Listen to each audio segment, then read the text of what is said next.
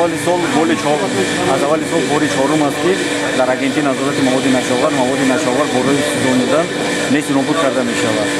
Аз аввали сол дар агентии зиёда аз 1 тонна 278 килограмм маводи нашовари гуногун бораи сӯзонидан нести нобуд карда шуд. Аз рӯи қариб 150 фармандаи ҷиноӣ ки ҳукми суд қувваи қонунӣ пайдо кардааст.